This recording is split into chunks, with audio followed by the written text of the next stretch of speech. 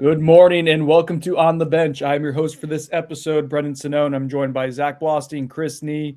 I'm still fighting through whatever this 3 week long flu has been, but I'll push through it, guys. Don't worry about me. I'm fine. Uh, Welcome to chilly Tallahassee. If you're listening locally, Zach got a little taste of snow this weekend when you came up for Junior Day. That's pretty cool.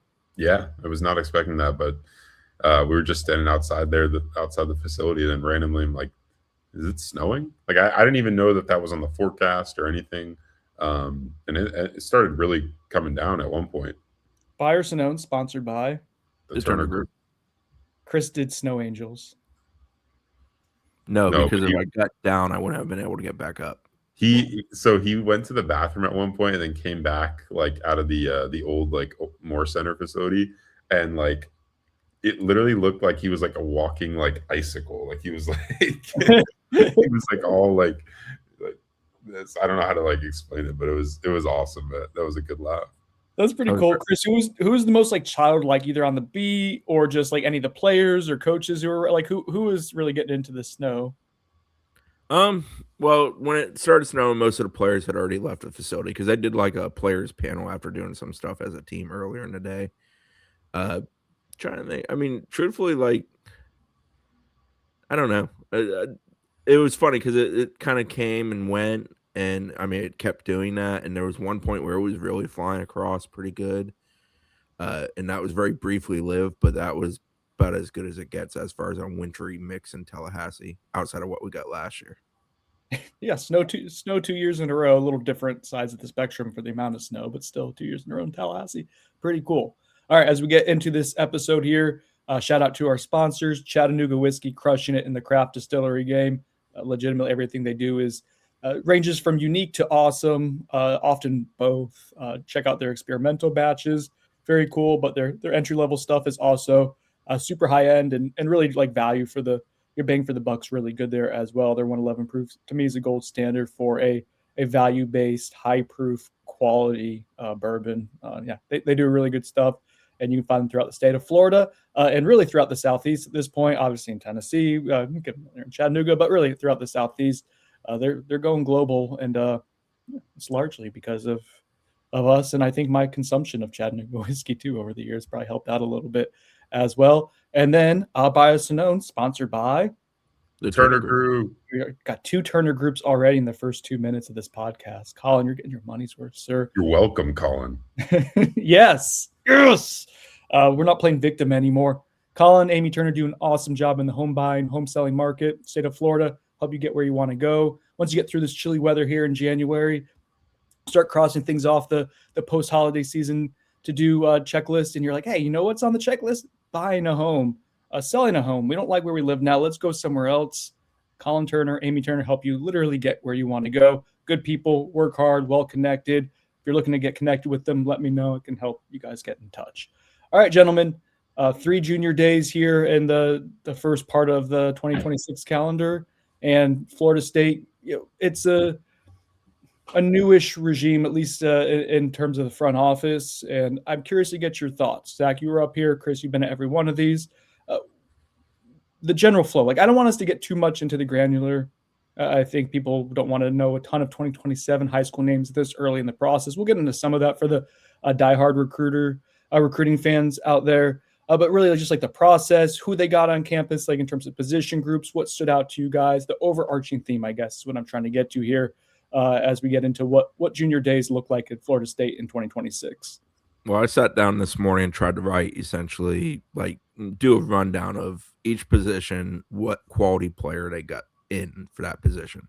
And by quality, I am leaning on the rankings early on, and rankings early on can be a little questionable. But anyways, thing that immediately stood out to me, the two new hires in Cam Martin at running back and Nick Williams at edge.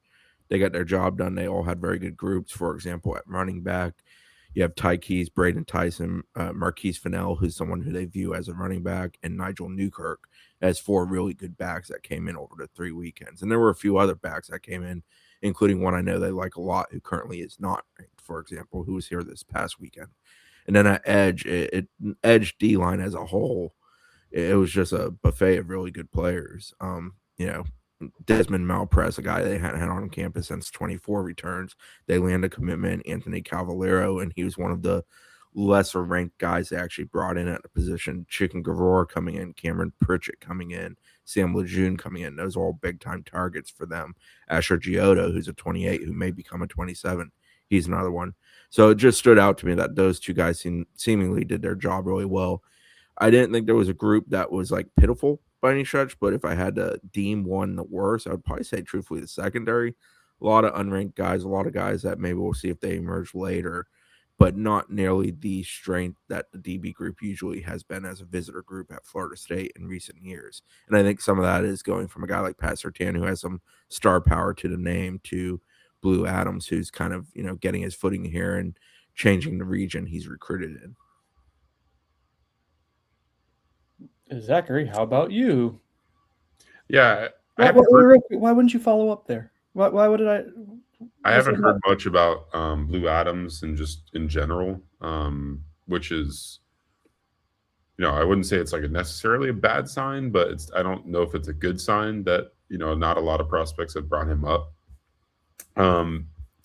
But yeah, I mean, I agree with Chris, and I wrote about this. I think to end the portal window, Cam Martin and Nick Williams are, I think, the two best recruiters on staff. I don't know how much that's going to matter now with just the state of the program, but these when you talk about bringing in high level recruiters, especially at certain positions, like that's what it's supposed to look like.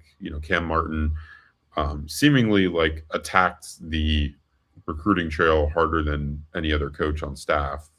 Just was all over the country, seeing pretty much every offered running back target. I know a lot of the other coaches were getting out there, but it seemed like he took it to another level, which is good to see. And I think he takes a lot of pride in recruiting and being successful at it and bringing in top talent, which, to be honest, is a pretty stark difference from what FSU's running back recruiting looked like for the previous 6 years of this tenure.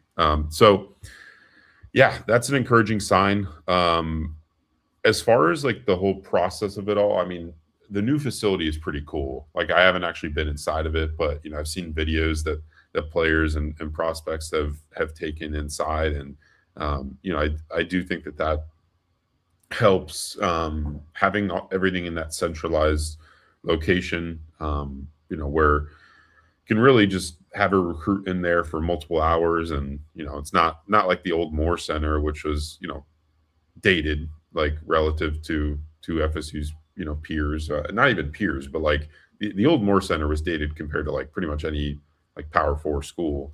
And, having this new facility is a big deal. I think they're utilizing the space well. It is a lot of space. Everyone that I talk to, always says that it's like maybe too much space. Like I've heard similar. It takes forever to walk from like one place to another.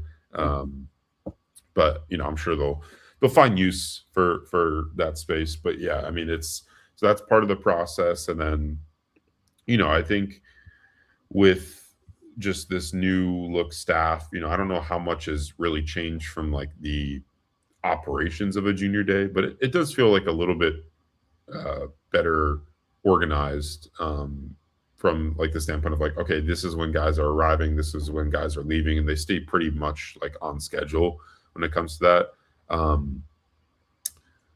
As far as like the new front office staff and how that impacts things, I mean, that's going to be more of a long-term, evaluation from our end, because, they're doing more of the scouting stuff, right? Like, I'm sure John Garrett has some say in how things are going to be run when it comes to like a junior day, but that's more the job of like the on-campus recruiting coordinators, and people that are really handling the logistics of that all. Yeah, on the front office, I view them as bookends at this point in time, as sort of front end from a scouting standpoint, and then back end from a negotiation standpoint. The middle is sort of the position coaches going. I mean, so the coaches were on the road for much of the last 2 weeks. A lot of that, truthfully, is for the newer guys, it's for them to familiarize themselves with some guys who are existing FSU targets that will remain FSU targets. But in general, it's basically going on the road to ask a kid to then come to your campus for a junior day. That's what a lot of that really is. I mean, I had a coach directly say that to me, that much of what he did in the last 2 weeks was basically walk into schools and tell kids, hey, we want you at our junior day either on the 24th or the 31st or, the 17th. But the 17th really preceded much of the coaches on the road recruiting. So, yeah, January is an interesting thing now because there's an element of you don't really want commitments much this time of year, in my opinion. Because they're not real. Like negotiations haven't happened. You haven't reached that portion of the show. And, when you're there, it's just sort of like, you're throwing a name on a list, but the likelihood that ends up on a decommitment list is probably far greater than if it's a guy you get in June, because at least in June, there's been a great deal of negotiation already had. Yeah, you're agreeing to some kind of deal for the most part when you're taking official visits, and then that window afterwards is really the negotiation window. Whereas now, I mean, I did that story talking to a number of the top recruits, and some of them had an idea of the range they'd be receiving at some of these schools, but none of them really had a clear cut like, okay, this is the amount of money that this school's offering me now. So I agree with Chris. Like I think commitments right now before that summer June official visit window are kind of pointless. Like I don't see them as super fruitful. It might speak to a kid having a high level of interest in the school, but it could also be just a visit high, and a kid commits somewhere, then he's likely going to want to still take his official visits. So I don't see it as hugely beneficial. And FSU, I think, only landed one commitment this month in the form of the edge rusher, Anthony Cavallero. One other position I think it's worth mentioning is quarterback. They've offered 16. 6 of those 16 are currently non-committed players. They had 2 of those 6 on campus. Wonderful Mons was probably the name of the bunch, beyond it being an awesome name. Also, the guy who's probably the best player of that bunch that came in, Derek Baker, who's coming off an injury, was also in during the weekend of the 24th. Probably a position where they really got to you can't hesitate at quarterback because the dominoes start falling and it happens really fast. And now it happens even faster because so much of it happens the summer prior to this time of year for those guys. So they really got to figure out like who's they're earmarking as their guy in that group. If it's Mons, then they got to go get it. It's disappointing to me that Davin Davidson, dry mouth, who they recently offered down at Cardinal Mooney in Sarasota, was not able to make it up. He's a guy that they were hoping to get up this past weekend. They did not. Yeah, and he's blown up. He's got like Georgia and Auburn and a bunch of other schools have come in the mix recently. Florida.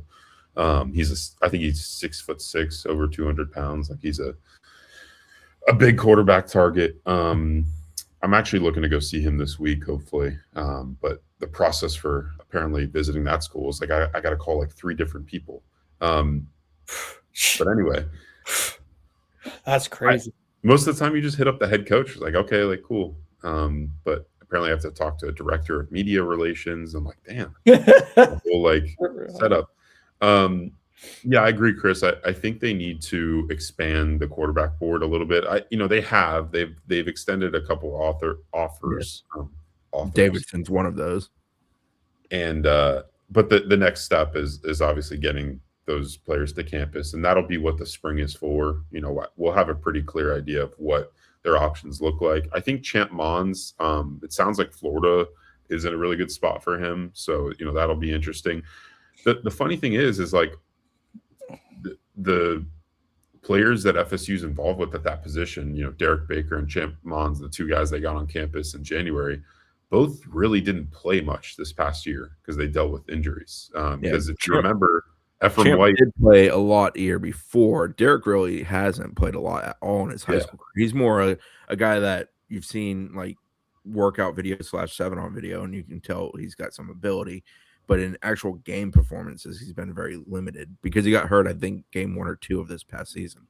Yeah, and then he wasn't the starter at St. Thomas Aquinas the year before in South Florida. So, yeah, that's an intriguing one to me because, like, a big indicator for quarterback development and success at the next level is usually that, they have a lot of reps under their belt, and that, they're continuing to ascend going into their senior year. And, he obviously doesn't have much tape or live reps to his name yet. So, and then Champ Mons was injured this past year for all but I think 4 games. And Ephraim White was obviously the quarterback now at FSU as the true freshman receiver. He was the quarterback there at Vero Beach and actually did a really nice job in that role. But yeah, I agree. I think they need to get some of these newly offered guys on campus like a David Davidson. I think they offered the kid Israel Adams, who says he's going to visit during the spring. And he's a high-level player, I think like a top 50 prospect. So there are some other guys out there that seem like there'll be options for them, but we'll get a better idea of what that looks like, I think, in March and April. Do you all have a sense of how the hospitality portion, like of the visits, who oversees that now, who organizes it? Like that was a Derek Ray deal, and then there was obviously other people who were part of it too, and that was considered a pretty high-end part of the operation. I'm just curious now with some of the change, what it looks like. I think Taylor Edwards has taken some charge in that. They do a good job of, like, it's the entire village that does these visits. So when a kid arrives, they're golf carted into the facility, towards the facility from the parking area, which most days is great, but on Saturday probably wasn't because it was pretty damn cold. And that's usually like a recruiting assistant, like a underling who's been hired. Yeah. But those guys do a good job of creating conversation. Those guys and girls do a good job of creating conversation, kind of welcoming people. Sometimes there'll be an actual position coach out there waiting, sometimes for a guy at their position, or just because they're free at the moment. They'll greet the family. They'll walk them in the building.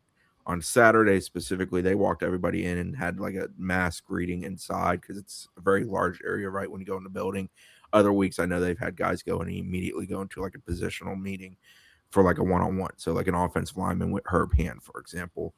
But guys like Riz, guys like Gerard Ross, a lot of the Jesse Stones of the world, the guys who are the assistant position coaches, they do a lot of heavy lifting with kind of showing kids around and hosting them during these.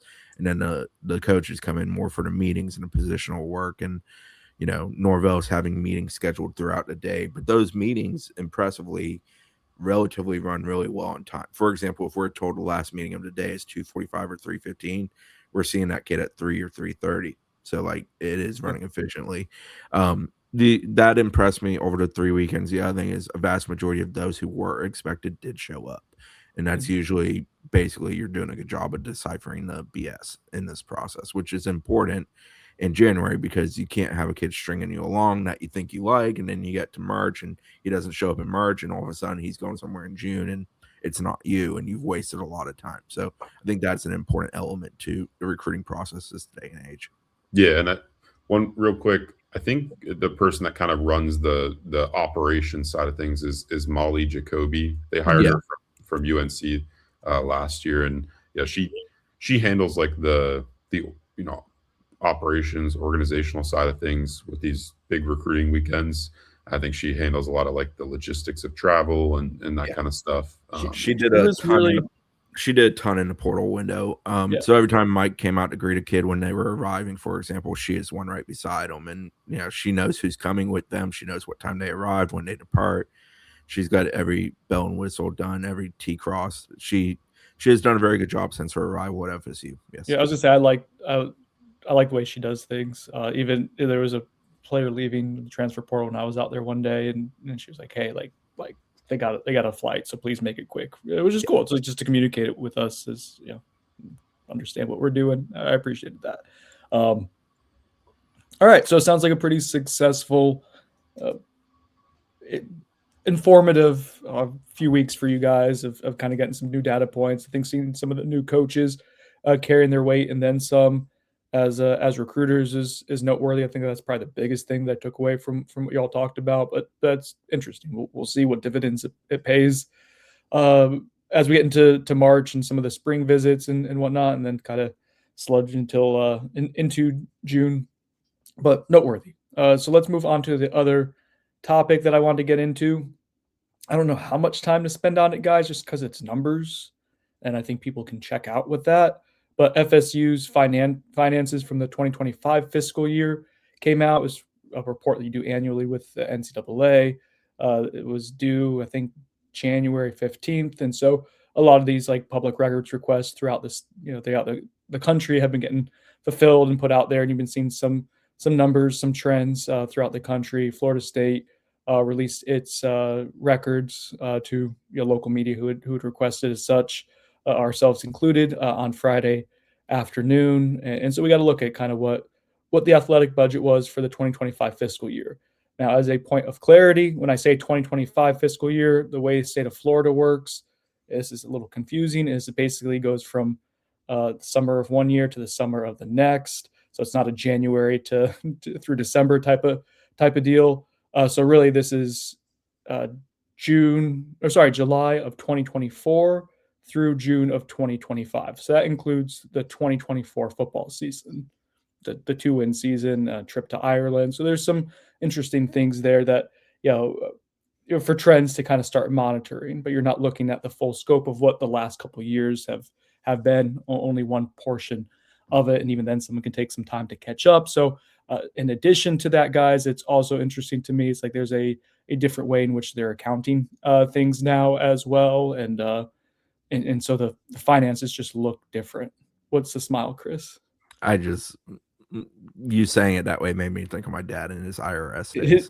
There's a different way they're doing that accounting. some of the questions that I had that were answered by Florida State were like, yeah, we just, our auditors said this would be more efficient to put it in this category. So something that had no money in a category that they had submitted to the NCAA a year ago, now all of a sudden has like $15 million in it. And so, or something like that. So it was trying to make sense of trends. It's difficult. In addition to now you have the House settlement, you're able to get revenue in through the university side of things. And so there's institutional dollars. Yeah. And so it's just different. But the long and short of it is it goes from here. I want to pull up the numbers here. So the revenue that Florida State brought in this past year was $211 million. Its expenses was $208 million.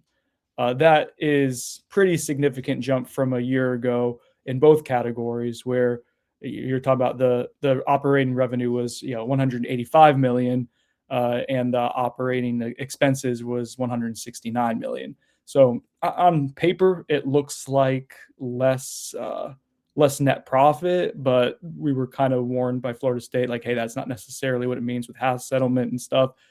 Me taking the lead on numbers, always a bad idea, just for what it's worth. That's not how my brain works, and it doesn't often work well in many areas. So for it to be a weakness isn't great. But that's kind of the long and short of it. Is you're looking at Florida State spending the most money it's ever spent, making the most money it's ever made as well. Just a continued college athletics and college football specifically become really, really expensive.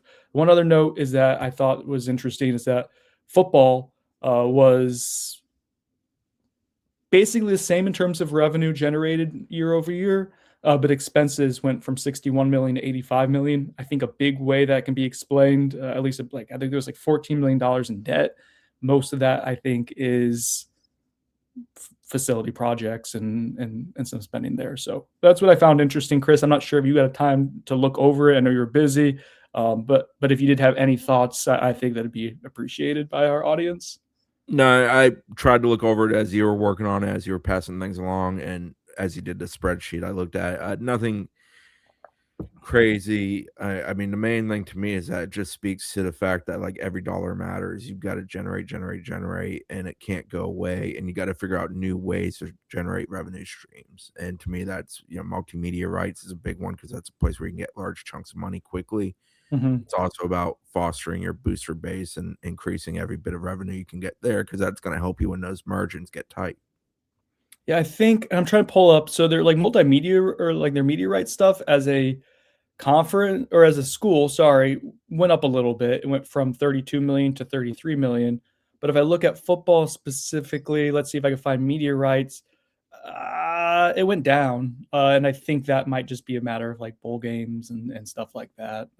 But I could be mistaken there. But it did go down about $9 million from like 26 to 17 for football specifically. And again, this upcoming season, or what's going to be showing up in the 2026 fiscal year report from the 2025 season will probably be, I would imagine some lackluster media rights stuff too. I could be wrong. I forget how the media rights stuff work, but you won't be getting any of the bump in conference payouts or anything like that. So yeah, it'll be interesting to see what the next year and a half brings in terms of financial reporting and stuff. We'll get a full scope, I think, of how you're operating in the rev share era and what the cost of losing has been, because this is just like a snippet of it. Like a lot of the ticket sales and tickets were more expensive and are getting more expensive, and so they went up some in revenue, but what's going to look like with consistent losing.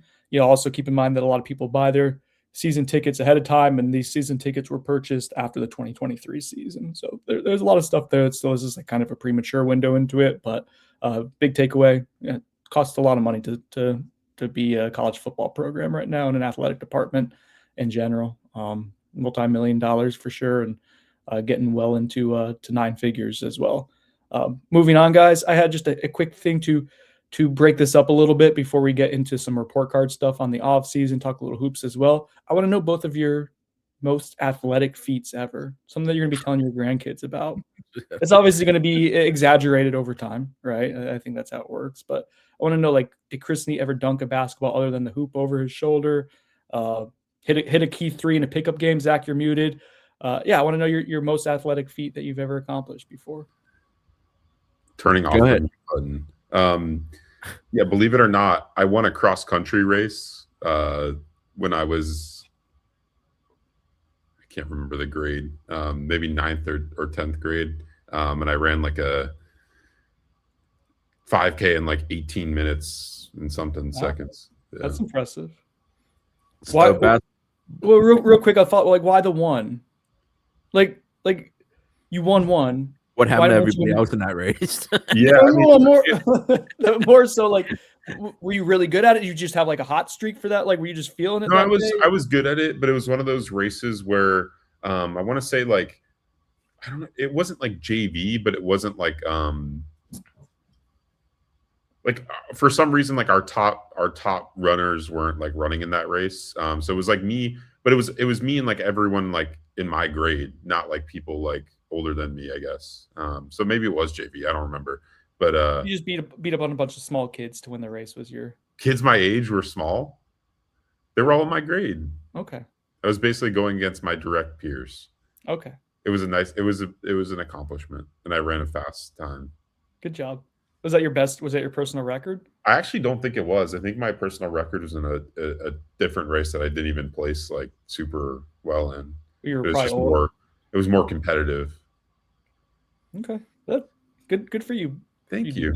Chris. What about you? Let's hear what your top feat was. Well, I've lacked athleticism my entire life, and I've been short, fat, and white pretty much my entire life. So, like, not a whole lot to go on. What if you weren't white your entire life? What if that's the part of the equation? I did once hurdle a couch, which I kind of amazed myself. Now, the landing didn't go great, but I did make it over the couch. I cleared the thing. The imagery of that is amazing. We had a basketball hoop growing up that had 2 feet basically behind it on each side, like as far as behind the hoop, and then spanning out to about the 3-point line. I became deadly at shooting the behind the backboard shot. Like, you didn't want to try to trap me on that baseline. I could nail it. I don't know why, but I would sit there and shoot hoops constantly all day. But I love taking shots from that angle because I know it drove people nuts if you made a shot from that angle. That's the original like corner three. Was you? Yeah, but I mean, even more than the Andrew Wilson corner three, that's like a legitimate corner three. This would not be inbounds on any court that you actually legitimately play on. All right, I'm glad I asked. I got good answers there. What about the most embarrassing athletic feat? How much time you got? I mean, I don't know. There's a lot. I've blown my knee out in some key moments of doing things. Playing football. That would be fun. Well, real quick for context, Chris's knees. Oh, they're Blow shot. out but blow out. It's like they just pop out of place and you pop them back. Not to say just, I know it hurts, but Most times, yeah. I mean, the first time that it happened with the left one, it didn't want to go back in, so that wasn't real fun. I was playing on Langford as a freshman at FSU and definitely got like grabbed from behind and kind of twisted, and boom, both of them went simultaneously. That was real fun. His knees are like jelly. Yeah. Like they're just gelatin they're at this point. I mean, at this point, they're just arthritic as they get. So, yeah. Cold mornings are real fun, let me tell you. So that's why you were walking like an icicle. Yeah, in large part, yeah. yes. That makes sense. He was a snowman. For me, yeah, I mean, it was probably when I tore my ACL. It was not fun. And Why was that unathletic? I mean, because Wow, it's definitely like I'm made trying him to. unathletic. I'm trying to there's like, great, yeah, there's great exactly. athletes that do their ACL. I don't think that counts. It as basically ended my like athletic career. okay. He's like, I ain't heard no bell, and then he heard a bell. Yeah. All right. What about you, Brendan? What? My most or my least? Was it when your leg turned into two pieces? See, I don't think that's unathletic of me. It made you unathletic. No, it didn't. Now it has. I guess it was like a lot. Like I Came back actually have bigger and stronger and faster. I Like every did. off season ever. I did. I had a peak of athleticism, and I was able to like grab. I got to be careful how I say this. Grab rim, just kid show. I was able to almost dunk, but I was able to like consistently after that injury, like pull the rim down every single time I jumped at it. So I was like fairly athletic for 5'8", and also been white most of my life. So yeah, it was that was not that unathletic to break my leg. You're off white though. That's true. I'm white where it matters. Kid show. Moving on. No, my most athletic feat. I mean, I think the thing like I would probably like was just like a random fun tidbit is like we played in Pop Warner, I guess 5th grade, 6th grade. We advanced pretty far into like basically the state championship game, and if we had won that, we would have gone to like the final like 8 or something nationally. We lost to an all-star team in Jacksonville whose quarterback was a guy named Tim Tebow. Didn't know that at the time. I forget how we found out later, like years later. But multiple tackles on Tim Tebow in the backfield, not sacks. They did a lot of jet sweeps or quarterback sweeps and stuff. But I was a really good athlete as an early pubescent. I was way ahead of the curve, and then it just I ran out of reserves there to where it stopped by the time I got to 8th grade, or probably 9th grade. I think that was probably my peak of my athleticism. So tackled Tim Tebow would probably be my number one.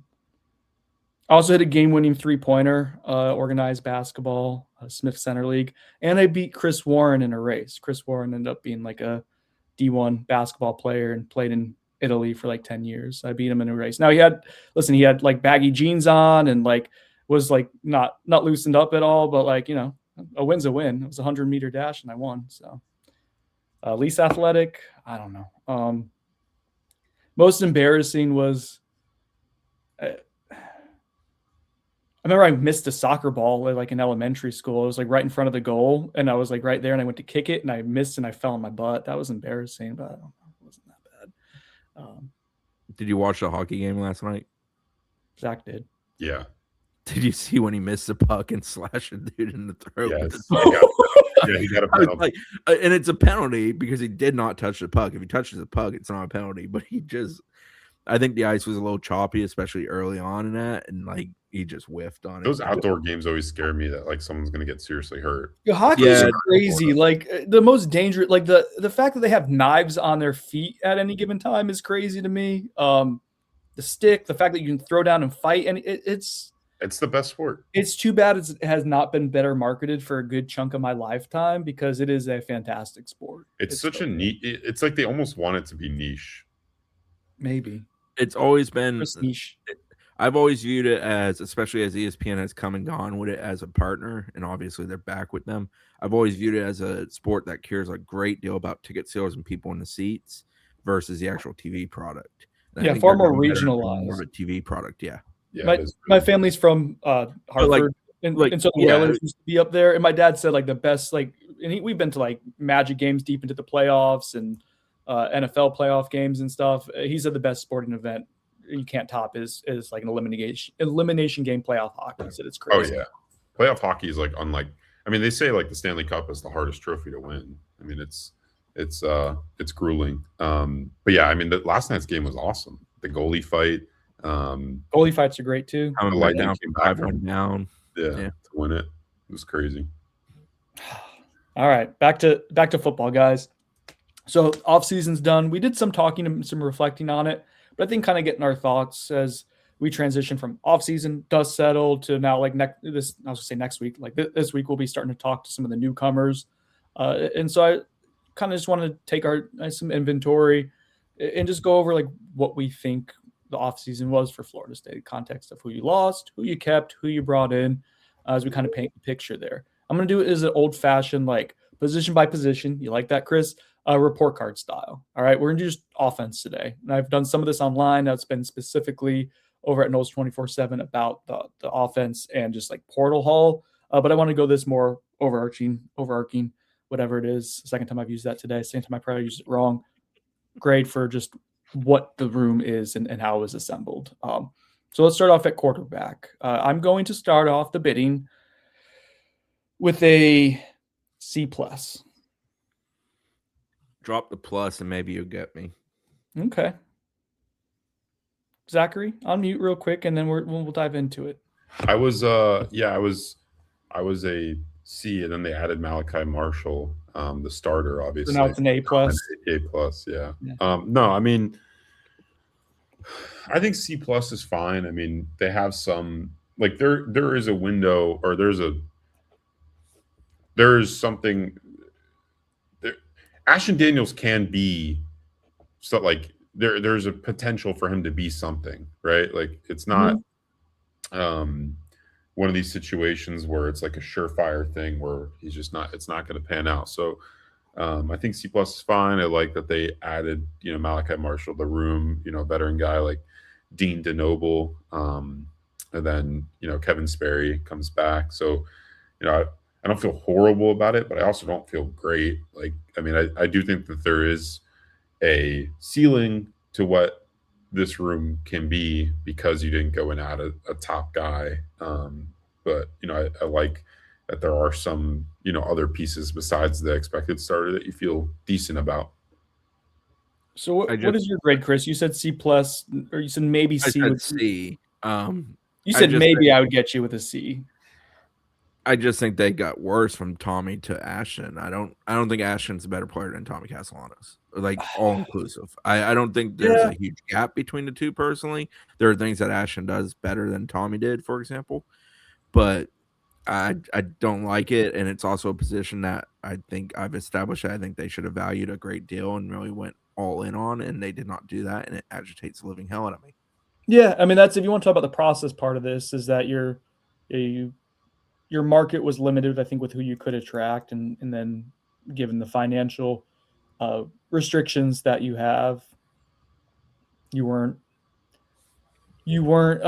made a decision to spend on someone who was going to be around $1 million or thereabouts, maybe under, rather than going guys who are going to be double that salary or triple it, and that's what you determine was the best value, and that's fine. That's your prerogative as a program, but you are bringing in someone who has a high rate of turning the ball over. Actually, I'm going to try to pull this up now. I don't think I'll be able to get it done. I should have done it ahead of time of turnover worthy play percentage and see what metric he has there compared to Tommy.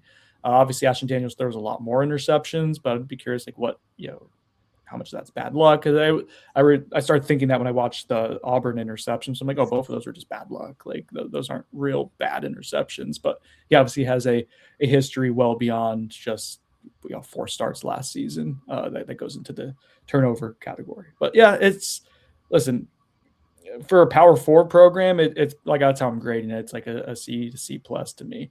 For Florida State standards, for a program that is spending upwards or close to $100 million on operating its football program, it feels underwhelming, to say the least. So yeah, I think somewhere in the average range. But if you're great on the curve and you want to go below a C, I'm not going to fight you. I'm going to go a whole lot higher, though, than a C+. Let's move on to running back.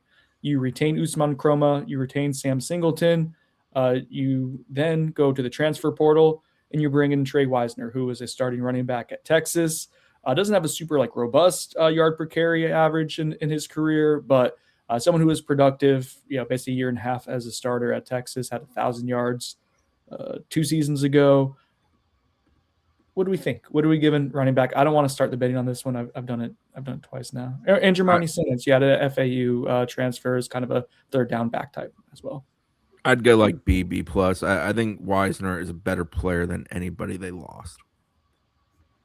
Yeah, I'll go A minus. I think I like the combination of like a Wisner and Usman Kroma. And I think that obviously people are upset about them adding a fifth running back. But I think it makes sense just considering, what that room looks like under a Gus Malzahn offense and how many we saw them use this past year. I think the idea is to use less, is to rotate less with Cam Martin there now. But I don't, we'll see. But yeah, I mean, I think Wisner is a good player. I don't think he's like some elite running back, but I think he is someone that can be productive for you. He has had a history of production while at Texas, and the hope is that he can kind of translate that and maybe grow on that in the ACC, where it should be ideally easier to run the football than the SEC. And yeah, Usman Kroma comes back for his second year. Hopefully with the new running back coach, he becomes more confident and can kind of round into the form of player that FSU's hoping and investing in him to be. I gave it a B plus. I think we're all kind of in a similar range. I thought retaining Usman Kroma was a pretty big deal. It's one that you invested in, and like just for it to work, I think you need that. Like if you, the narrow margins of this working in a way long term for Mike Norvell, like you need an investment like that to pop, and you still have the chance of that happening. So I thought that was from a process standpoint was good, and also that's probably another example of contract having some teeth. You spend a lot of money, but you also made sure people were going to have to spend a lot of money to go and take them away from you. And that's good. So yeah, B plus for me. Moving on, let's talk about like pass catchers, wide receiver, tight end. Actually, let's do it separately. I think probably is fair for this exercise. Wide receiver, Deuce Robinson. I mean, you retain him. That's big. You lose LaWayne McCoy. That hurts given that I think, he was ascending. How much it hurts, though, with the collective of everything else you have back. Mekhi Nancy was a quiet retention. You did a good job getting that done. Bringing back Javon Boggs after he not just flirted with the transfer portal, but took some visits as well. So let's talk about wide receiver room, some freshmen you bring in. Not really splashy from an acquisition standpoint. Actually, nothing other than the freshman class, but you retain the biggest name out there. So I think you got to start the bidding with like A range. I'm going to start A minus, but I can be persuaded off that a little bit. Christopher? I land in the A minus range. You lost a guy who was a top 3. You retained a guy who was the next guy after those top 3 in Boggs. I think the hope is that somebody in that freshman group can emerge for you, or even one of those second-year guys. So you have Gelsey and Mallory as second-year guys, Devin Carter, E.J. White, which is Ephraim White, Jason Lopez, and Darion Williams, all early enrollees. I think your hope is that Carter or White can be a guy who helps you as a 2-deep, dependable player. But the retention of Deuce, bringing back a 1,000-yard receiver, a primary piece of your offense, and an offense I expect to look relatively similar in the way it's operated, I think was essential. Probably the best offseason move they made as a whole. Yeah, I go B plus. I think one thing to note here is I think they were in the market for a receiver transfer. And then LaWayne McCoy left. That was after Javon Boggs originally left, is when they were, in the market for one. And then LaWayne McCoy left, making the need bigger. And then they got Javon Boggs back, and then just, I guess, decided that they didn't want a receiver transfer. I think a fourth guy in that room would have been ideal, and that would have pushed it into the A range for me. I also don't think that Javon Boggs and LaWayne McCoy are equal talents. Oh, I don't either. That's my opinion. I think Javon Boggs can be a good college football wide receiver, and can be serviceable when healthy. That was the issue this past year. He would have played a lot more and probably had decent production if he was, healthy the entire season. But yeah, I mean, I like the way Lewin McCoy was progressing. I know a lot of his yards came in kind of garbage time situations in games, but I do think there is talent there. And I would have preferred for them for that exchange to happen and them end up with Lewin McCoy. But if not, I would have preferred if they went to go add another guy to factor into that room and not have to potentially rely on one of these guys who maybe doesn't have like much experience at all in this returning redshirt freshman class or the true freshman class. Although I think like a guy like Jason Lopez could be an immediate player for them, like in the slot, or even Devin Carter. Okay, tight end. Let's see. You lose Randy Pittman. All of us are fans of him to varying extents. Sorry, easy for me to say.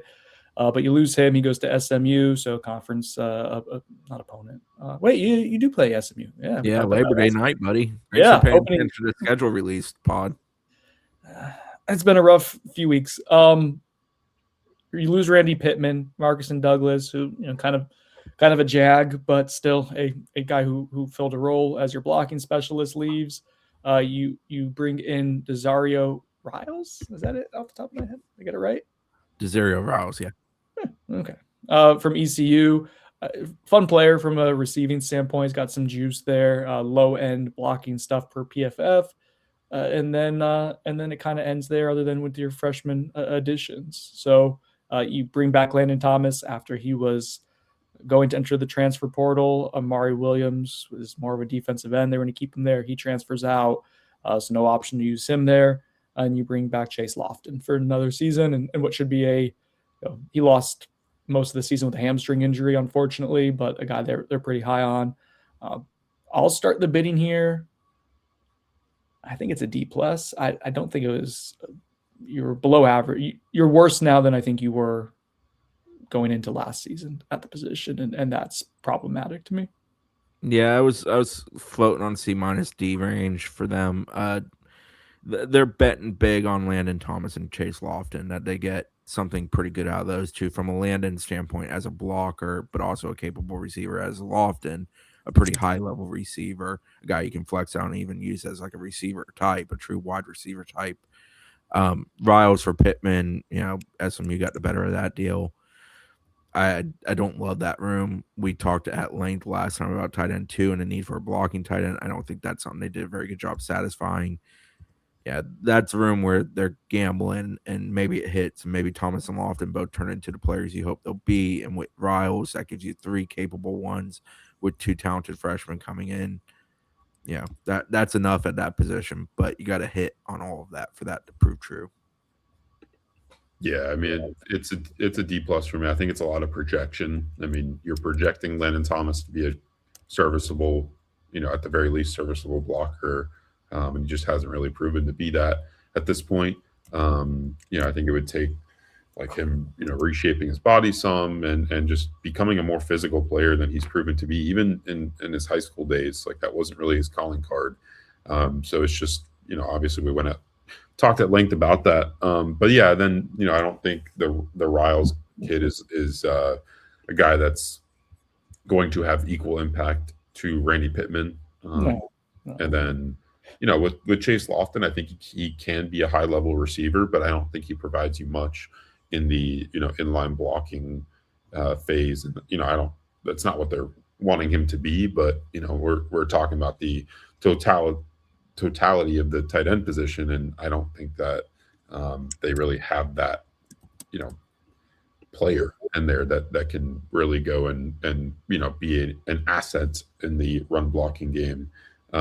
So yeah, I'm not probably the position I feel worst about offensively behind quarterback.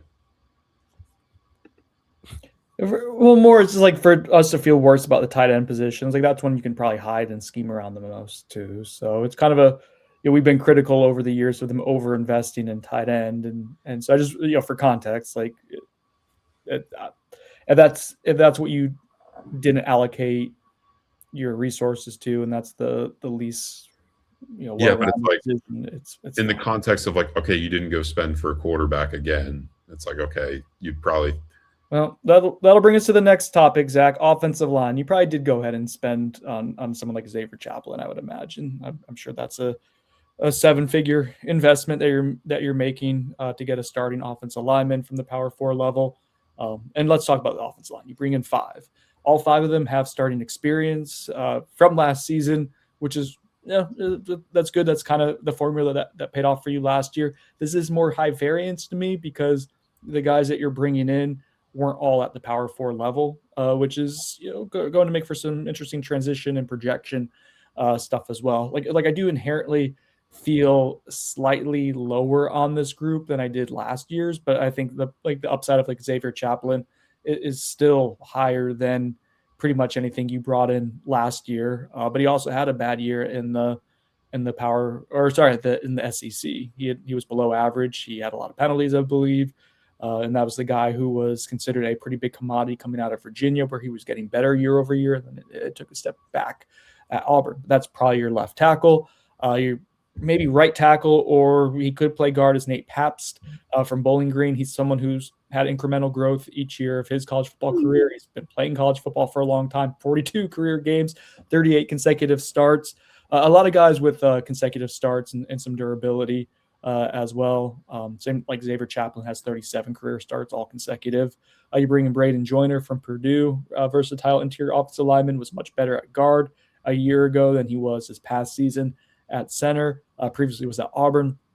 Paul Bowling started at Troy as a true freshman every single game, had a 64.5 PFF grade. So, a guy who was a replacement level player as a true freshman, even if it is the group of 6, noteworthy to me. And then finally, Chimita Nwayu. Say it again, Chris. Nailed it. I believe. Zach, you talked over Chris one more time. Nwayu. Nwayu. I don't think I can do that. I can't do it. Started 13 games in 2025. It had a 68.9 PFF grade at Stephen F. Austin. But like from the physical perspective, the way he looks, the way he moves, there's a lot there, just whether it comes together or not. So those are the 5. You lose a lot from your veteran experience. You do retain, I think, the top 2 guys you wanted to, and Sandman Thompson, as well as Andre Otto, much to the chagrin of James Williams. So those are probably your top 7. Maybe John Daniels as an offensive tackle, swing player a little bit, but that's what we got there, guys. So what do you have before I give out my grades? Since I talked a lot just now, Chris, what do you got? I'm an A- because I think it's just slightly a little bit lesser of a group than it was a year ago. But I do think Chaplin's one of the top 3 gets I got in the portal, along with like a Trey Wisner on offense being another one of those 3. The other one's a defensive guy. Save that for the next time. I do like Braden Joyner a lot. I think you've solidified your center position with Joyner, Sandman, and Paul Bowling can help you there too. You got a couple guys who have the swing capability of playing multiple positions, whether center and guard or guard and tackle, and like a Nate Pabst.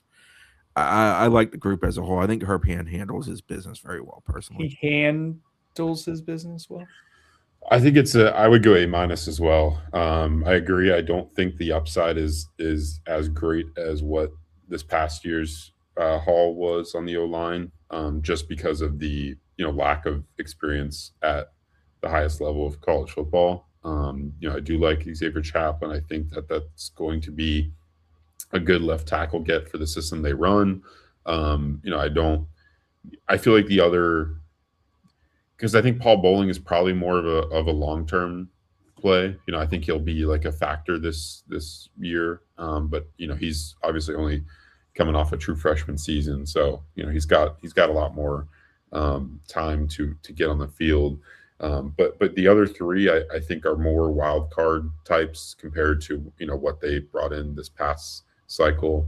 So it'll be interesting to see, like, does Andre Otto look considerably better than one of these guard types that they brought in? I think we're all kind of expecting Andre Otto to emerge as a starter. But I think that'll be a good litmus test to kind of gauge what the talent level of the group they added alongside the returning guys like an Otto and Sandman Thompson. So, but yeah, I mean, I like the way Herb Hand attacks the portal. How he handles his business. They kind of have a clear plan. I've heard that their evaluation process is like him, Malzahn, like they do a really good job with really getting deep into the tape. And it's actually like something that other staffers take notice of. So, from that to then going and finding out who they want, getting them on campus and getting them committed. I mean, it's potentially better than any other position group when it comes to their portal efforts. I still think the high school recruiting needs to get better there, but that's a different topic. On the portal subject with them is one thing that impressed me is a young man they brought in first. I forget his name. I think he ended up at Arkansas. They walked from it.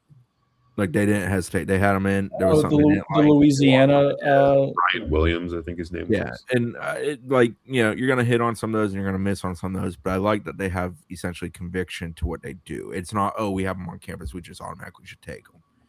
I wonder how his measurements were. He has long arms, but I do wonder, like he was thin too. I didn't love his film, so I was okay with that. I was kind of disappointed that was going to be. I felt like Nate Paps was immediately the replacement for that idea. Yeah. And I like Paps. I think he was a day or two after that. The beer and the player. It's a solid group. I had a B. I'm lower on it than you guys are, just because it's like that. Your big splurge is a guy who you're buying low on in Chaplin, but that it could work because we've seen what he can do in the ACC. He's a solid starting offensive lineman, left tackle specifically. Those are hard to come by. The rest of the group, like there's no one who blows me away, but like that's also that was kind of what last year was. The only the two who I were excited about were Pettis and Pettibon. But even then, I was going back and looking at the grades. Like I had them in the high 80s, which I think they proved to be like as power four starters with limited NFL upside. Pettis might get drafted based on what he's done and losing some weight and showing off in the offseason, like a reshaped body, I guess. But even then, like I don't know if he's a draftable guy. Luke Pettibon's arms are remarkably short, so he probably won't get drafted. So anyways, but those guys, I had in the high 80s. I think in this case, Chaplin I put at a 91 just because there is NFL upside there. Guys, Gus Malzahn is retiring from coaching.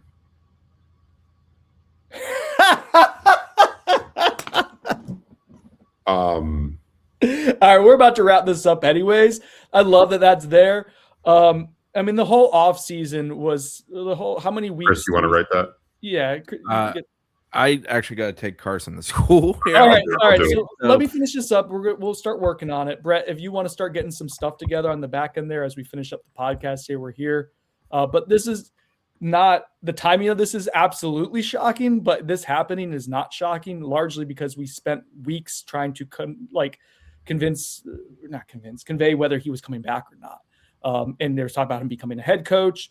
This is all who's the report from there, Zach? From Brandon Marcello, and it says nice that Malzahn told him directly. Yeah, all right. Well, they've known each other for a long time. Arkansas one another. That is insane. I mean, what is happening? So now they're in the OC search. Yep, fire up the hot board. Let's go! We're back in business in February, baby. Clicks. Let me take my kid to school, and then I'll get going on this. I'll be professional. I'll put on my professional hat. So, like, the timing of this is not great. I want to figure out some of the details as to why now. But again, this was something that we believe there was a chance that he could have been retiring back in, I guess, December after the season. Like that was an option potentially. That was something he's talked about in the past. But also knew he was looking to become a head coach somewhere else, and that did not work out for Gus Malzahn. So he had tried a UAB. He had tried at, I guess, Arkansas. There was multiple places that were tied and linked to him, but they all went in other directions. So for him to go through then the portal process at FSU as an offensive coordinator, so much for those thorough offensive line evals, Zach. This is crazy. I don't even know how to react to this. What wild timing. Yeah. So Mike just becomes the play caller again, probably. I think that's the most likely thing. That would be insane, but yeah, that's probably what I would project right now. Well, I'm glad you went and got a quarterback to run Gus's system. That's also good. That's good that your value proposition, I just. My God. Yeah, we really need I to. went, I this went is through like, this entire podcast without being negative of the whole entire thing. I hope I will be allowed this by some of our more critical listeners and posters. This is the kind of stuff, like this level of drama, I guess. I don't know what else to call it. This just not lack of, I was going to say dysfunction. I feel like that's maybe a little harsh in this case, but this lack of function and cohesiveness is just stuff that kind of felt like you were exposing yourself to potentially. You're exposing yourself to potentially when you decided that the buyout and the options on the market were not worth, the trade-off there. Was this kind of stuff happening. On a serious note, because as I reflect, like hopefully it's not a medical thing for Gus. He's a little older, and this is abrupt. yeah, But yeah, so hopefully that's not the case. Again, this just came out. That doesn't sound like that's the case for Brandon Marcello's reporting. Again, this is someone who has been toying and tinkering with the idea of retiring for, that was part of his deal at UCF, is like if he got removed from being the head coach there, he was going to retire. Then the OC job at Florida State opened up and he felt rejuvenated through it. Remember when we asked him back in November, I asked him if he was planning to come back, and he didn't really give a direct answer. So here we are. Yeah, hopefully it's nothing serious and it's more just someone want to ride off the sunset after a long and unique college career with some really high highs there. But yeah, what else are we getting? What else is out there right now? Zach, anything? as far as like further information on this, Yeah. I haven't seen anything. I'm trying to get our story posted on it. Okay, cool. Well, so I'm going to wrap this up then. Yeah, I'm going to wrap this up. It's always something here. Sorry, you got our real instant reaction to what was happening there. I think all of us, Brett in the back, in the back end of the group chats, wondering what the hell is happening, and not such in a little bit peachier language than that. Yeah, man, this is not great timing for Florida State. It's been an off season, a short off season, ripe with drama and a lack of function. And so without getting a clear idea of the whys behind this, that's how it looks. We'll dig in the next hour or so, make some calls and figure out what the heck's happening. But yeah, Florida State offensive coordinator Gus Malzahn is retiring here on February 2nd after the transfer portal window. Do you think the snow in Tallahassee maybe, Zach? He was just like, nah. Yeah, I mean that could do it. This isn't right. I didn't sign up for this. Yeah, I mean this is great. I wish we had more time to like unpack this and like really get. Maybe we can meet up later in the week and really kind of get into it once we get into our reporting. You got a real instant reaction, so I'm gonna get out of here. Thanks for listening, everyone. Again, just to protect ourselves and like just as a basic humanity. Hopefully, it's nothing personal for Gus Malzahn. I don't think it is based on what we've, hopefully it's no like medical thing. I don't think it is based on what we've gathered previously, but just, that initial reaction is just, this is a guy who was kind of had a foot out the door going into the off season. Oh, Tim Harris has been promoted to offensive coordinator. Okay. All right. So who's going to be calling plays? Probably going to be Mike. I'm looking through the release. This has been a hell of an offseason for Tim Harris. Yeah. What to think? Yeah, I'm looking through. And I'm pulling up the FSU press release. After 35 years, it's time for me to step away from coaching, Malzahn said. I'm excited to spend more time with my family and focus on the next chapter of my life. That's good. It doesn't sound like it's anything serious. I want to thank Coach Norvell for giving me this opportunity. Tim Harris. Everyone's just thanking each other. Just trying to see if there's anything in here that might be. Coach Harris says completely understand the offense. His ability to effectively share knowledge with his players will continue to benefit our offense. Okay, well, we're going to figure this out. Who's going to be the play caller? Yeah, this is wild. Sorry, I'm like so. No, that's fine. You're getting a little glimpse behind how this works when it's actually, No, I mean, it doesn't. I don't think it says in that release if Tim Harris is going to be actually calling the plays. But he is, obviously taking on that role, at least in name. But we'll dig on what that looks like and whether Harris will actually have the play calling duties. It would feel weird for them to not for them to revert back to Norvell calling plays at this stage of where things are at. I think that's going to be most likely, or it'll be collaborative. I don't think I wouldn't say that it's unlikely. I just think, for my personal opinion, I don't know how you give up play calling. The offense gets considerably better, at least statistically, and then you get it. Do you think Tony Kokars is still here if Gus Malzahn? It was just because he didn't have much autonomy with the quarterback room. Oh, I have no idea. No, I mean, I'm more just like it's just the timing of this is. Yeah, I mean, it's definitely. I guess I wonder why, if this was like maybe the plan, why they waited until like this late in the window to do it. I mean, Gus was out there active during recruiting stuff. Like, it didn't seem like it was someone who was just totally checked out. Yeah, I'm not saying that. It's just more so like why.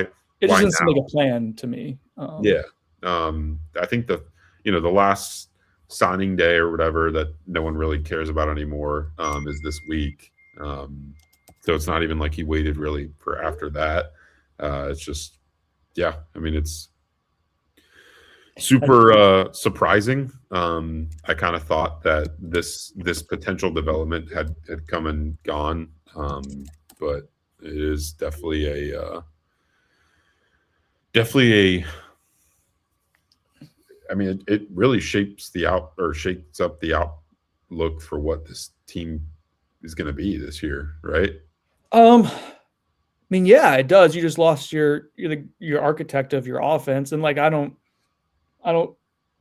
pretend like I love the Gus Malzahn offense. I thought it was limiting with what your upside, but it also helped elevate your floor this past year. And he was brought in to help take pressure off of Mike Norvell, and I think that kind of it obviously had mixed results, but now the time management stuff I think will go back at least some in part to Mike Norvell, even if he's not the play caller, in terms of like putting together game plans and stuff. It just yeah, and again, your quarterback you brought in was part of the value proposition. There was him being a fit in what you do, and I imagine Tim will run something similar. It is worth noting that Tim Harris was a coordinator at times at UCF, and then Gus Malzahn would take it back at times. So, it's just typical Gus Malzahn. It's a different cat, right, in that regard. A lot of back and forth. What's your favorite Gus Malzahn memory, Zach? That he coached the offense? He doesn't coach the offense anymore. Yeah, that was probably, I mean, the line of questioning into trying to get, behind the scenes look of like how Malzahn was helping Norvell throughout the challenges of the season, and Malzahn just telling everyone that what his job title was over and over again. All right. Well, let's get cracking on some content off of this. It's not very often that we're given this type of mission in February. Here it was thinking February would be a little slower, but February 2nd and your offense coordinator just retires. So cool. For Zach Blossstein, I'm Brendan Sinone. Chris Nee driving Carson to school. Brett Nevitz out there in the ether somewhere as well. Gus Malzahn steps down as your offensive coordinator. Clip it, boys. Happened while we were live, and that was our live reactions to it. We'll talk to y'all later.